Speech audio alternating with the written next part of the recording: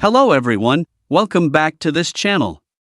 In this video, I will show you the easy and clear steps on how to change username in Wattpad application. So how to change username in Wattpad application? Make sure you keep watching this video until the end.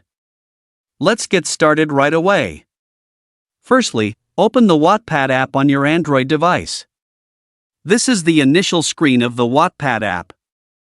Next, tap the profile icon at the top right of the screen. And a menu like this will appear.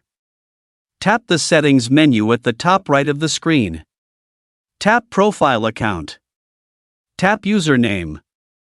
Type a new username here. And tap change. So that's it, tutorial how to change username in Wattpad application. Thank you for watching.